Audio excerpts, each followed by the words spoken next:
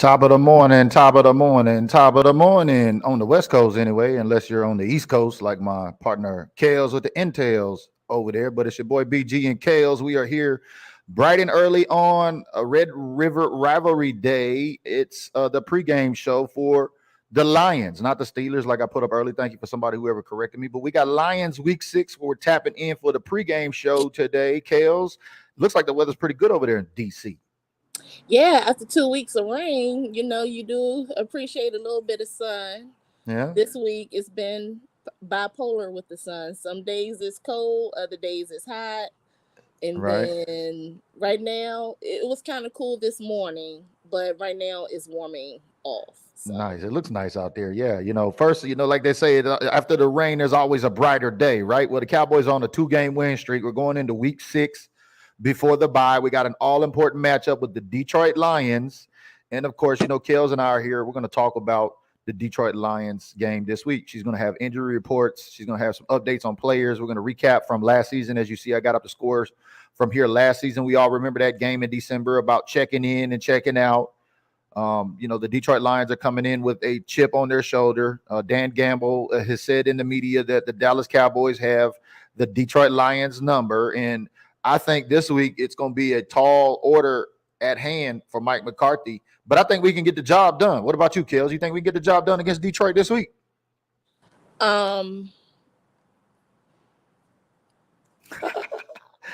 She don't sound too confident. So maybe we'll just get into the show. Let's give some shout outs to everybody rolling in. What up, Bobby? We see you, baby. Let's run these stats and key reports, and I'll give you what my keys are. Can we All do right, that? good deal. Good morning, Nicole. How we doing? We see all the ladies tapping in. Good morning, all the ladies tapping in. Let's go. Y'all know the deal. Raise the bar. If you're tapping in right now, y'all know Facebook been playing with my emotions and my algorithm. So I need y'all to hit that tap that like, tap that share, and get on the stars. If you got stars are still available too as well. Let us know the stars are working. If you did not know, we have a custom autographed Emmitt Smith jerseys. You see the goats hanging out here with me in the background as you see the ticker going across the bottom. But let's talk about it, y'all. The Detroit Lions week 6. I have the Detroit Lions. Just to recap, I don't know. I don't think I have your picks on here, but I know you remember them, KELZ.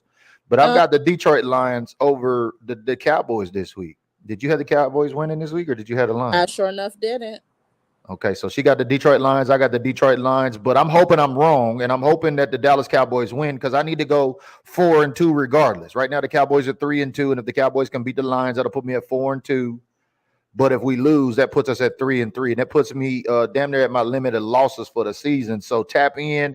We're gonna stand on business here. It's KELZ with Intels. It's your boy BG. We're talking GTA. How many of y'all have played Grand Theft Auto before? I know y'all see CJ down there in the corner, right? Where are my GTA gamers at? Y'all tap in. We got Motor City coming in on AT&T Stadium. That's right. Detroit's rolling in with this high-powered offense, ranked number 3 in the league, putting up almost 400 yards per game. But let's just recap. Let's take a look at last year's game right quick and just looking at the total numbers. I mean, the Detroit Lions put 420 yards on the Dallas Cowboys to their 380. 125 of that was rushing. We couldn't stop the run in. That's going to be one of the keys to victory today. Can we stop that running back tandem of Jahmyr Gibbs and Mr. Singletary in the backfield, especially with our 2 biggest defensive ends and a rookie gone now? We only had 61 rushing yards.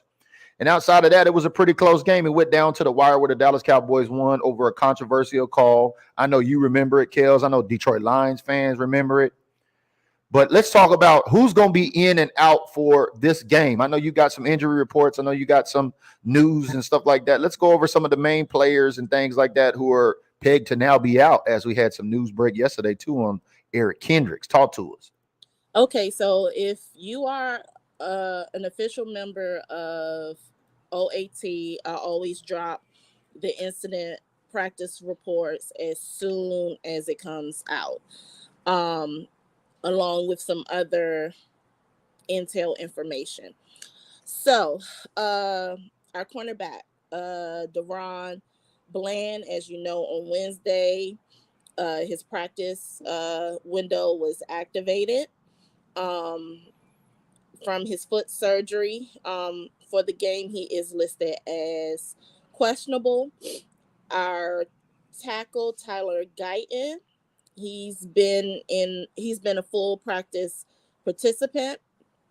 Our cornerback Kalen Carson, if we all know as a seatbelt, he has been a full participant in practice this week. He is listed as questionable. As we all know, Michael Parsons, he is ruled out for this game with the possibility of him returning after the bye week. The big hitter for this game, Eric Kendricks, he has been ruled out. Our linebacker who came in, Nick Vigil, with his foot, he is questionable. Zach Martin, he's nursing his back, but it is looking like he will be able to play. Yeah, I think you got a veteran day off. I think if I remember reading your practice report there one day on Zach Martin too. On one day. Let's see.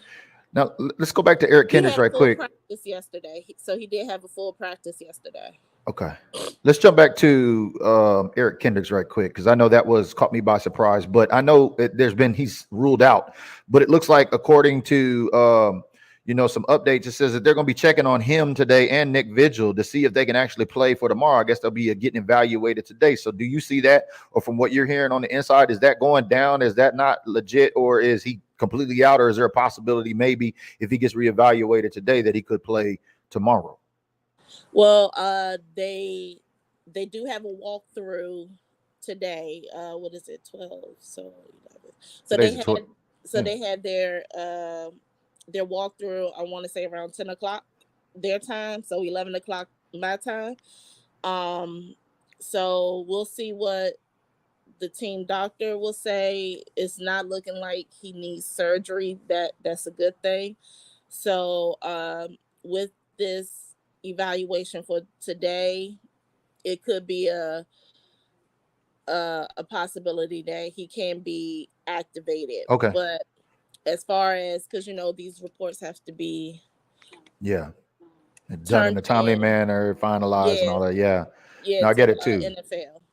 All right. Well, there's a slight glimmer of hope there. So, I mean, even with Kendricks or without Kendricks, I mean, it's going to have to be next man up.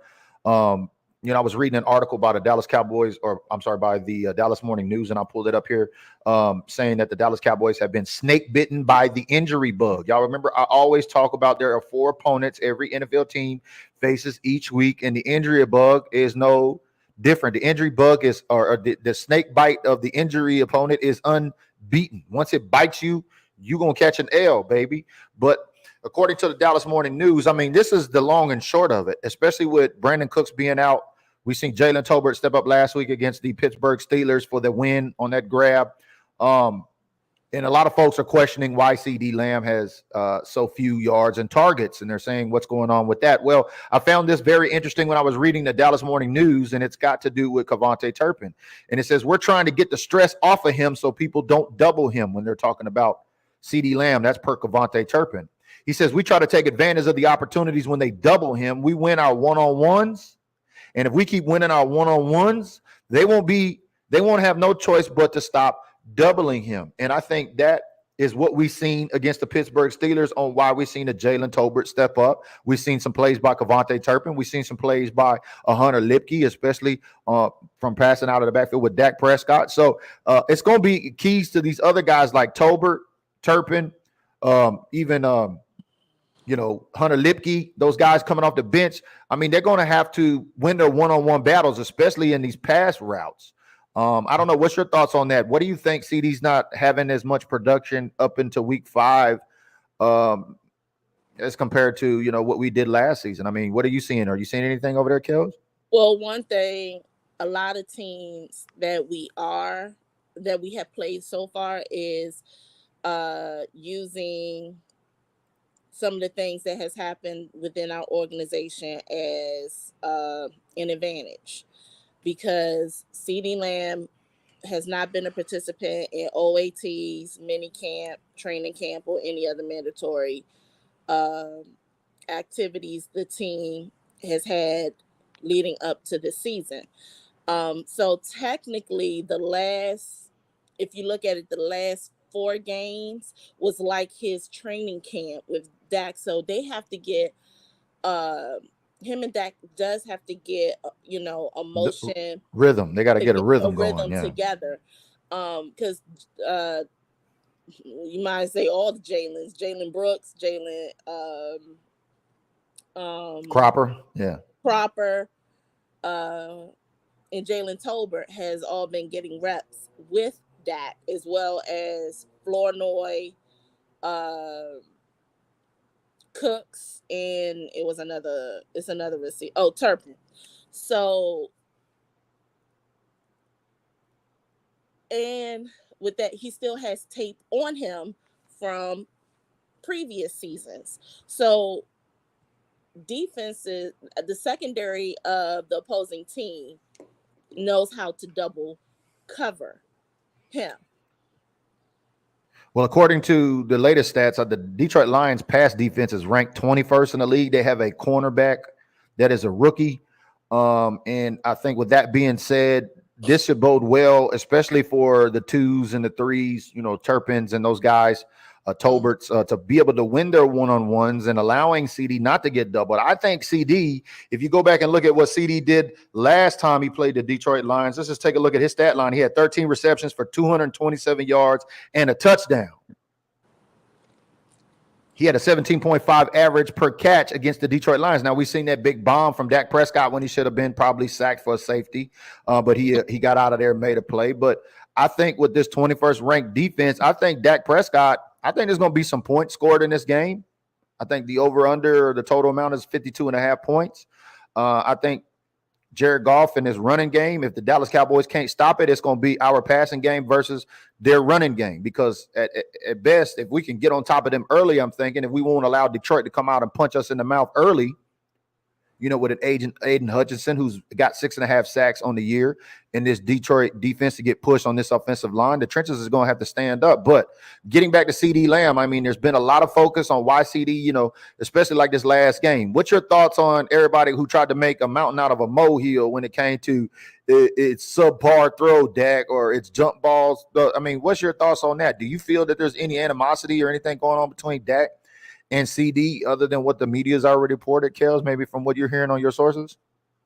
No, and I'm not giving no entertainment, no energy to it because I can't read lips. I did see the word ball come out, and I had to rewind it a few times to see what was the first word. But I did see ball come out of his lips. But thankfully, Chris Bean, who is a producer on a lot of the Dallas Cowboys radio podcast that is actually shot at Frisco, was on the field with the mic. Because if you look at sidelines from whatever, I forgot the name, sidelines from the stand, whatever it is, they have their media team on the sidelines with the players. So he had the microphone and he heard what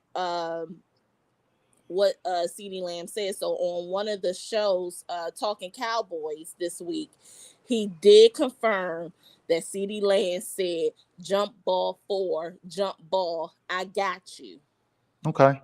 I thank you for doing that. And yesterday I showed this reel. Check it out on Instagram. If you have not, we're going to give you the receipts. Make sure you follow 88 Behavior on Instagram. If that's you over there, that's the #1 source for all your Dallas Cowboys when it comes to the 88s. But I got a clip of CD being asked this by Mr. NFL and Chill over there, Mr. Clarence Hill.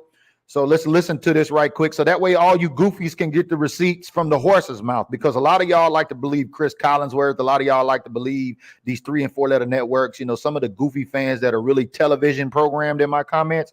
I need y'all to listen to this. Let's back up what KELZ had to say. Let's listen to what CD had to say in case you didn't hear him say it on what he said to Dak Prescott. Try to interpret your body language and make something that's not there.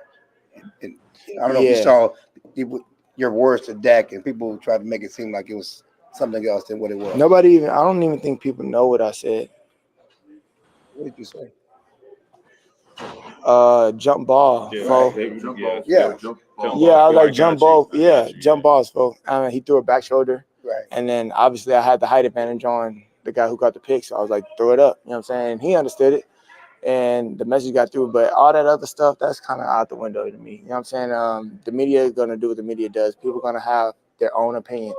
Again, me and Dak ain't got no beef, man. That's my locker mate. I don't know what they talking about, but I'm not worried about it. Right. And so there you have it right there from the horse's mouth. That's CD saying that. Let me put a pin to that. Yeah. What is a secret? Well, it's not a secret, but what a lot of people don't realize. So CD Lamb, coach, and other players, they have two different things that the media would do. And Jason Garrett, he is famous for it. And he was a pro at it, as well as Parcells and other people who have been in the organization. So they have like their formal interviews where the players do answer certain questions, but you get the realness on something called the walk-off. So when the interview is over, some media can travel with the player or the coaches. So let's say if I was there and I said, okay, I know what you said on the mic, but is this what you actually mean? And then they will tell you actually what happened. Like, yeah, he ran the wrong route. He shouldn't have ran that route, instead of throwing the player on the player or somebody under the bus on the official interview. They got a check and balance system in place. Right. So they will have something called a walk-off. And then that player, that coach, that team exec can basically say, this is what happened, A, B, C, D, E, F, all the way down to Z. So I always look for the walk-off. The nice, primper, pomp, and circumstance interviews is nice, but I always look for the walk-offs. Got you. All right, so now that we got that cleared up, all you goofy ass fans out there that are being programmed by television thinking that the Cowboys got some turmoil going on in the locker room, well, you've heard it here first from the source. That's KELZ with the intels. Y'all heard it from CD Lamb. I mean, y'all are being messy out there for no reason. And with that being said, let's get to this referee crew. Y'all know we talk about the disciplined opponent. So we've already talked about one of the opponents is the injury opponent. We've been snake bitten in this locker room. I mean, the Dallas Cowboys can't catch a break when it comes to the injury, especially if Kendricks is going to be out. I mean, Mike McCarthy is going to have to do a hell of a job this week, considering what he has, to out-coach Dan Gamble, who used to play for the Dallas Cowboys, who's went up there and turned that franchise around. So with that being said, we know the Cowboys have been penalized 43 times in the regular season through 5 games. When you take a look at the game last year, there was a total of 11 penalties thrown in that game. There was 6 on the Cowboys. There was 5 on the Lions. Well, John Hussey is the lead umpire, and his crew is going to be coming in. This is the first time they're going to be officiating a Detroit Lions game. So what does that mean? Well, according to the record, they have thrown the least flags compared to all the other referee crews. So with that being said, the Dallas Cowboys are averaging about 9 flags per game. I don't know, KELZ. Do you think the penalties, do you think the discipline is going to be a factor? How are you feeling about John Hussey and his crew being named the referees for this big game? Because accordingly to the Detroit Lions website over here, it says that, the Lions game against the Cowboys is favorable because they don't like the refs that we had the last season, because we all remember what happened with the check-in and the check-out. So the NFL has tapped John Hussey's crew to officiate Sunday's game between the Lions and Cowboys. Hussey has the second lowest penalty count amongst all crews this season. It will be the first time he's officiated a Lion game this year. How you feeling about who's going to be officiating the game and the disciplined opponent, KELZ? So I'm trying to see if this is the same ref that is on an evil playing field for both teams, or is he favorable? No, he hasn't flagged, or he hasn't a Lions game this season. I get what you're saying, but you know how there's certain refs that's not favorable to the Cowboys. Well, the Lions are reporting here that they believe that John Hussey is favorable for them. because of the referee crews they've had against the Cowboys in the past. Right. So what I'm saying is I'm trying to think if this is the one, because because there's another John that has an officiating crew with the NFL. No, John Hussey's crew has only thrown a total of 52 flags across 4 games worked, the second lowest among NFL crews this season. Only Carl Sheffer's crew has thrown less, with 47 of those 52. 8 have been dismissed, giving Hussey's crew 44 penalties in total. So this crew coming in is the least penalized in the league thus far this year, but the Cowboys are averaging 9 penalties a game. Yeah. So here's my thing. So what I'm saying is, like, I know there's certain refs that will just like to throw the flags on the Cowboys just because they don't like the Cowboys. But outside of that, we control what we do. Now, like against the Pittsburgh game, that flag against Witt, that should have not been a flag because that was a clear shot, legal play. So we need to kill some of these penalties. So well, let's take a look at it. Through 5 weeks, like we said, the Dallas Cowboys have been flagged. They're ranked. They're actually tied. They're tied for 3rd or 4th, I'm sorry, with the Browns and the Dolphins at 43. Now, the Lions, on the other hand, have only had 31 flags called on them this season. So 31 flags to the Cowboys, 43. The league leader right now is the Texans at 47, the Seahawks at 46, Ravens at 44, Browns at 43, tied with the Cowboys and the Dolphins. So averaging 9 flags a game, I don't know.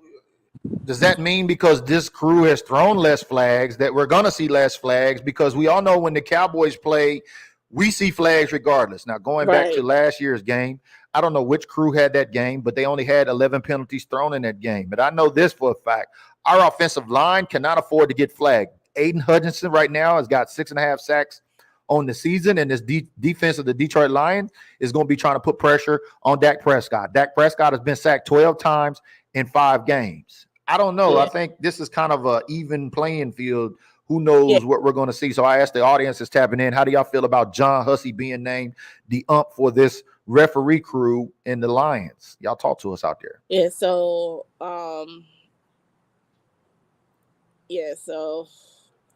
my thing is I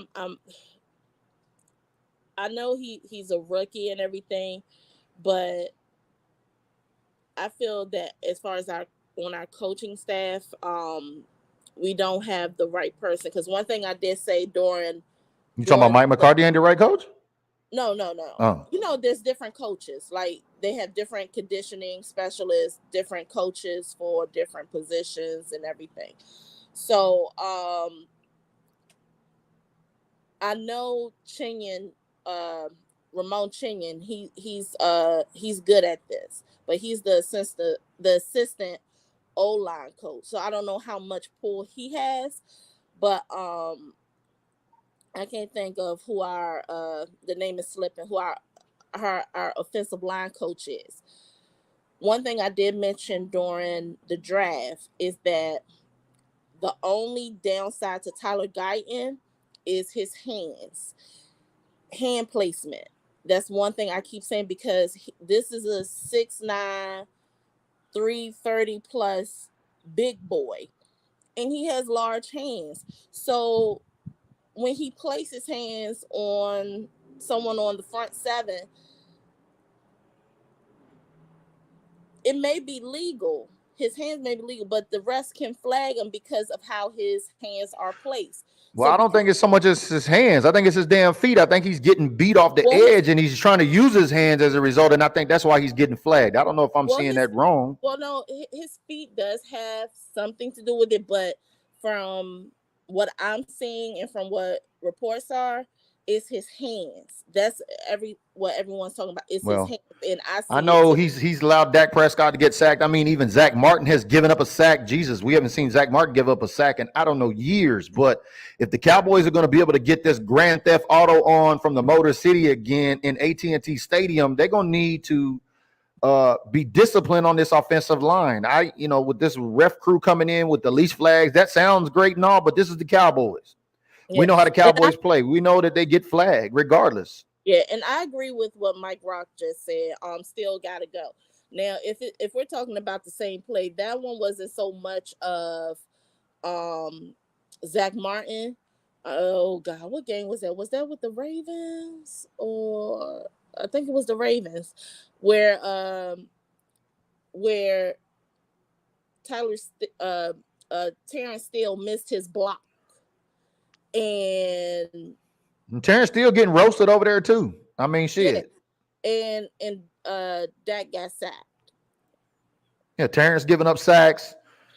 Lawrence, I mean, Martin done gave up a sack. I mean, Guyton has done gave up a sack. I mean, Dak has been sacked 12 times. I mean, this is our house. I mean, Dak is one sack from getting injured, and we gonna have Trey Lance in the lineup or Cooper Rush. So we got to be careful what you ask for. But Angeline's got it right there. Discipline is going to be key. Discipline is going to be key. If this ref crew is going to be favorable to the Cowboys, we're going to need to be favorable in the discipline department and not shoot ourselves in the fucking foot like we do every game. And then and especially like with the game with the Giants and even with the Steelers, we won those games off of undisciplined ball. Definitely did. Mike Rock tapping in. Appreciate that. He says, I want to give a shout out to my brother and his wife. Wow. He said they will be flag runners at the Lions game. Woo, that's tomorrow. Small world, man. Shout out to my guy, Jonathan McLaughlin, brother of Mike Rock. That's our 2023 Gym Rat of the Year tapping in right there. That sounds exciting. But yeah, in other news, I mean, big college football game today going on today. I don't know. You watch college football at all, KELZ? Watch only HBCU games. HBCU, okay. Well, who you got in this game today? We got the Red River rivalry going on. We got the Cotton Bowl. You got the Sooners against the Longhorns at the Texas State Fair going on today. And there's our guys, CD Lamb, who played at OU, and Demo, who played at Texas. Let me know who you got in the Red River rivalry. It's all hooking for me, baby. I'm from Texas.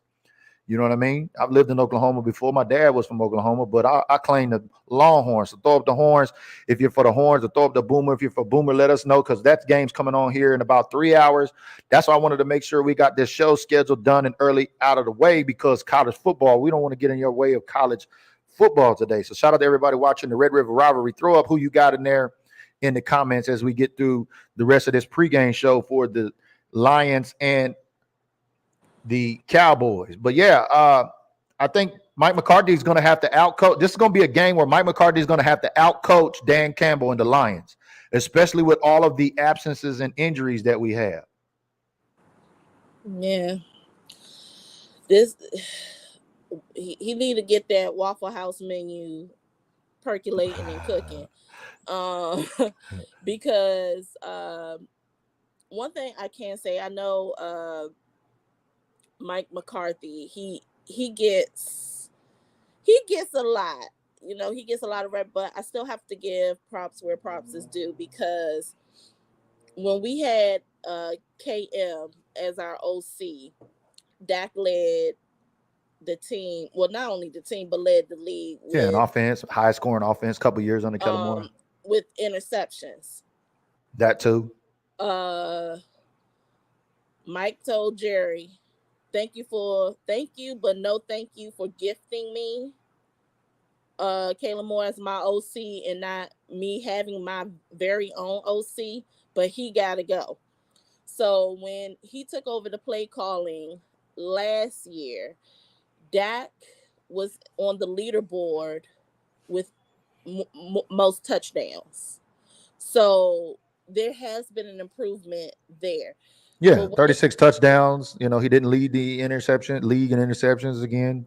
Yeah, nobody's talking about interceptions now. We got a whole bunch of quarterbacks done through damn near 15 or more picks already in this season, and ain't nobody saying nothing. But no, I'm with you. Yeah, when Mike took over play calling, he got that Texas offense finally going about week 6 last season, and Dak Prescott threw those 36 touchdowns, which led the league at 29.9 points scoring per game. So I'm with you on the removal of Kellen Moore, but I think this week when it comes to play calling, I mean, he has to be the one to out coach, because we have been getting out coached. Definitely. That's what I'm saying. And I got something I want to share with you. James Jones said on the facility over there. I want to get your thoughts on that. Shout out to Sharon tapping in from Stafford, Virginia. Appreciate you tapping in. We're live on LinkedIn. We're live on Facebook, and we're live on YouTube. If you're tapping in on one of the platforms, let us know. Leave a comment. Let us know where you're watching from, like Sharon did. We'll give you a shout out. Bobby Sharon, says text. club out. Shout your club out. Oh, she got a club. Okay, so you know who she is. Yeah. Bobby Cole says Texas been looking good this year, no lie. Yeah, they have, especially with Arch Manning at quarterback. But I want to go back to this Mike McCarthy thing, what we were talking about. So I was watching James Jones give his answer on the facility on if the Cowboys were to win this week, what should happen in Dallas. And James Jones flat out said that Jerry Jones should fly his helicopter in on practice again and get out of the helicopter during practice and walk over to Mike McCarthy and give him a contract. If the Dallas Cowboys were to beat the Detroit Lions this week at home, why? Well, he's going to have to simply outcoach Dan Campbell, and considering the snake that has bitten this locker room in terms of the injury opponent, everything Mike McCarthy is going to have to do this week to overcome the shortcomings of those that are missing. So I want to get y'all's thoughts on it. Do y'all think Mike McCarthy should get a contract per James Jones on the facility? Like he said, if the Cowboys were to beat the Detroit Lions this week, is it really that major? Or do we need to just wait till the end of the season again and find out what happens? I don't know. What's your thoughts on James Jones saying Jerry should fly that helicopter in, land it, and give Mike McCarthy a contract next week on the bye week? I just want to know what kind of drugs he's smoking. Because that's too early. Too early for me. So you saying Mike McCarthy gonna have to go 12-5 again and get past the first round before we start talking contract extension for Mike McCarthy? Is that what you're saying? Basically, he has to surpass both of our season record prediction. I think I had 11-6. 11-6. Yeah, I got mine at 13-4. With us fighting, hopefully praying for a playoff spot. And if we get the playoff spot, we have to beat the wild card, go to divisional, go to the conference. So if we can make it to the conference, then drop the helicopter with the contract and do all of that mess. But so James Jones is out there reaching because Shady McCoy had to reply. He's like, man, hold up, wait a minute. You talking about one game? So what happens if you pay that guy and then he goes to the playoffs and he loses in the first round? You're saying that's going to verify that? I mean, you know how fast the haters move the goalposts. But I thought that was interesting because I do appreciate his optimism. Trust me. But I don't think it's as much as the contract, though. I think what he was trying to say is you got to give Mike McCarthy some fucking flowers. If he's able to coach this team past Detroit, considering all of the injuries that we have on this team currently. But you know what? This is my thing, and I love my team dearly, but the Cowboys organization is the hardest organization to coach for, because I want everyone to just drop in the comments. How many owners do you see doing press conferences than the coach? How many do you see during the press conference do what?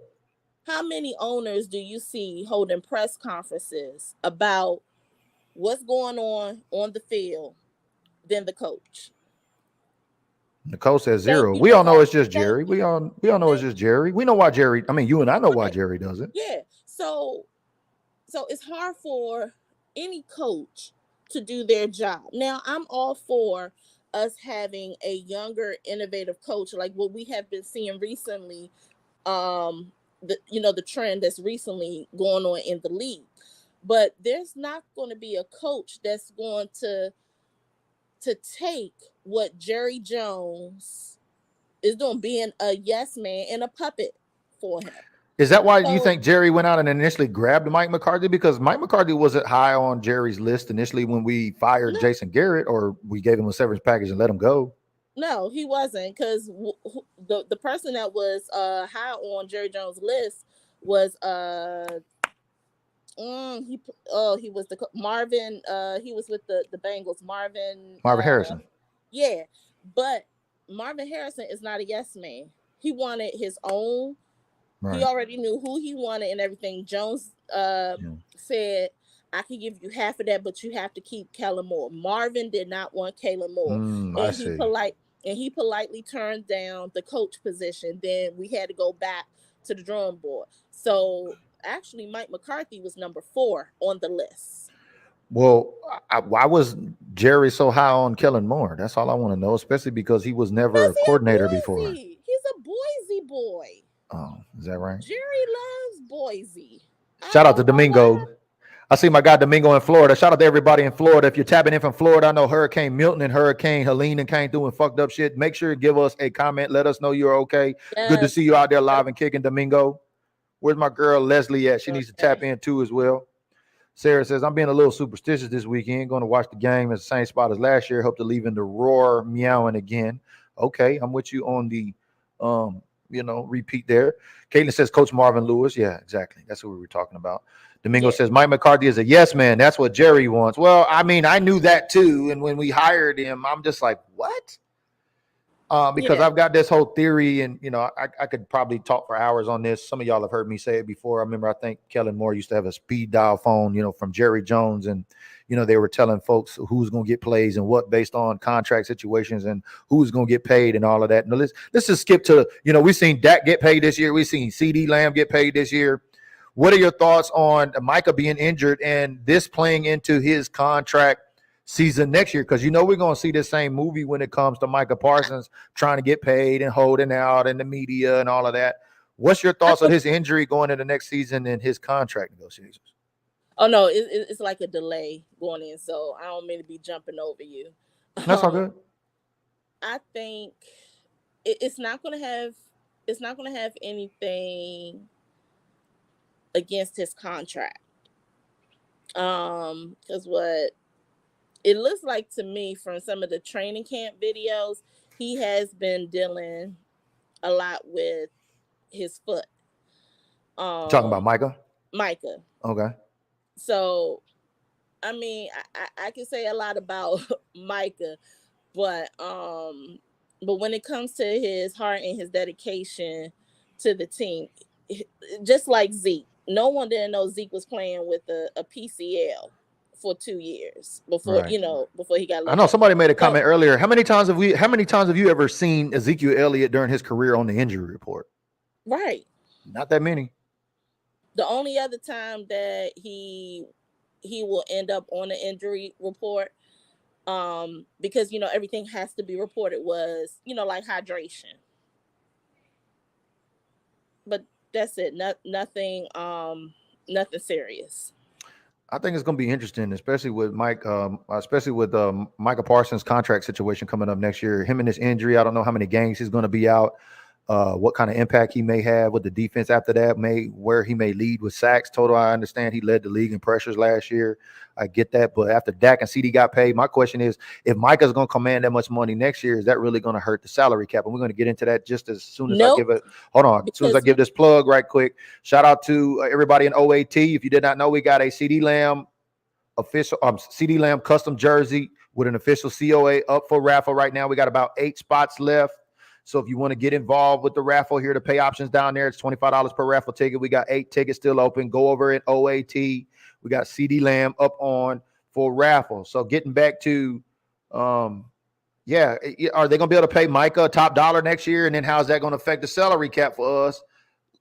Because everybody swears up and down, if we pay CD Lamb, if we pay Dak and CD and Micah all this money, we're not going to be able to afford anybody else. So what's your forecast looking at that going toward next season? Because when you look at the breakdown of both CD Lamb's and Dak Prescott's contract, we have saved money. We could have saved more.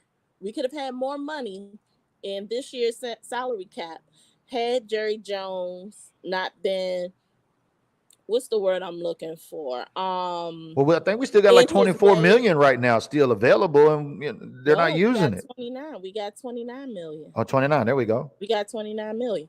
So that's the money right now that we have saved off of Dak Prescott, because Dak Prescott is not getting 60 million this year. He's actually getting 40 million. So that's what a lot of people don't. But how's that looking next year? If Micah's going to command top dollar, we know that next year. We know he's going to him and his agent. Who is Micah's agent anyway? It's not the same one as Dak or CD's, is it? Do you know? No, okay. I forgot his name. But we'll have to take a look at that too. But as far as with had Jerry Jones not been so stuck in his ways. He could have paid both CeeDee Lamb and Dak before training camp. So now this is where we are. We saved, but we didn't save what I thought we could have saved, which could have been $50 million this year in the salary cap that will roll over until, that will roll over to the next season. So he will be able to get paid. Okay. Want to just touch on that real quick because I know everybody's starting to look at that too as well as we ramp up. Well, as we get ready to close out the show here, it's the pregame show versus the Lions Week 6. Can the Cowboys get their GTA on? Can we get some Grand Theft Auto on with the Motor City rolling in? I have put my scores up there, so check it out. I've got Detroit over Dallas. I told you I have picked Dallas to lose this week. That was on my initial picks. However, I hope that I'm wrong. Yours is close to mine. Yeah. Okay. So 30-25 is my prediction. Throw up your predictions in there on the pregame show today. I want to see who knows football out there. I'll have another challenge go up tomorrow for the score. So shout out to my girl Valerie Chadwell. I put your cup in the mail yesterday. I will DM you your tracking number. I forgot to do that for you yesterday to make sure you know when that's going to arrive. There'll be another cup up tomorrow. So make sure y'all look for that. Get your score predictions in the comments below and make sure to look for that post tomorrow for your chance to win. We had over 170 folks get their score predictions. We actually had 3 people last week get the right prediction, and we put them on the wheel of names to spin. And shout out to Valerie Chadwell on winning. But unfortunately, like I said, I had the Lions beating the Cowboys this week. This were my picks, and I hope that I'm wrong. I hope the Cowboys can flip-flop that. I hope it's the Cowboys 30 to Dallas or Detroit 25. Talk to me, KELZ. What's your score prediction? I just dropped them. Oh, did you? Okay. All right, let's take a look at that. So these are my keys. If lot 11, baby, it ain't never changed. Lot 11 at the end of the lot with Cowboys Life Family. Go ahead. If our defense can make Jared Goff skittish in the pocket, because he is known for mistakes. So if we can keep him skittish in the pocket, that will allow him to make mistakes where he cannot run the ball, that can be a nice pick for Diggs and Carson if he's able to be activated. And then that can allow our front 7 to sack Goff. But which he's only been sacked. He's been sacked 11. Goff's been actually sacked 7 times. The Prescott's 12 this season. So just make him skittish. Dan Campbell, he is going to run the ball because our run defense is not. I mean, they tried to show something with New York and Pittsburgh, but our run defense is not all the way there. So that's on the defense. On the offense, if we can hold down, giving Dak enough time to get the ball out, use our running game, because they did pick up the running game. Let Daddle do what he do. This will be, if they activate him, this will be a Deuce Vaughn game. This will be a Jake Ferguson game. Well, I mean, Mike McCarthy's then came out and said, yeah, I hear what you're saying, but Mike McCarthy's already came out and said the run game's going to look a lot like what it did against Pittsburgh. So I'm expecting a heavy dose of Rico Dowdle. So if you got him in your fantasy football lineup, you need to at least put him in the flex. That's what I'm doing this week. But Deuce, you're saying a Deuce Vaughn might get activated this game? No, I said if he is activated, this will be a good Deuce Vaughn game because he's shifty. Okay. He's very shifty. This will be a good game for him to run. I wish Dak can run in this game, but it looks like Dak is not comfortable running since that ankle injury. So he's been more in the pocket lately. But if you're going to be in the pocket lately, like that, get the ball out. But our O-line has to keep him on his feet, give him time so he can connect with his receivers. I'm with you. We got Go ahead. So my thing is, prove me wrong. I do have Detroit winning this game, but I have 28-24. I seen you put up your score there. We got the over-under here from BetMGM. Y'all know how I do it. Lions are 3-point favorites at home. The Cowboys have yet to win a home game. If the Cowboys are to win this week, that will be our first home game win of the season. It's a total flip-flop from last season with this Dr. Jekyll and Mr. Hyde. Remember, we couldn't win on the road last year and we're unbeatable at home. And now we are unbeatable on the road and can't win at home, where now the Lions are favored 3, and the total over-under is 52.5 points. And so that's why I went 30. Detroit, Dallas Cowboys, 25. That's a total of 55 points. I think the Cowboys, Lions will cover. I think there's going to be plenty of points scored in this game. The Lions have one of the highest octane offenses in the league right now. The Dallas Cowboys been average, I think, about 25 points per game. So that's about right on par. But I hope I'm wrong. I hope you're wrong, because if we're both wrong, at least the Cowboys win, and then we can come back on the post-game show on Monday and talk about us being wrong. Hey, yeah, because Monday is a holiday. Yeah, Monday is holiday, Columbus Day, huh? I call it Indigenous People Day, but that's right, Indigenous People Day too as well. Yeah, we don't want to forget those folks. But got you. So yeah, y'all been tapping in with KELZ and the Intel with BG. We've been doing this pregame Lions show here today, so wanted to make sure everybody was in the know. I'll place this link on the over-under from BetMGM in the comments down there. If you got any last-minute questions, throw them up there. KELZ went over the injury report.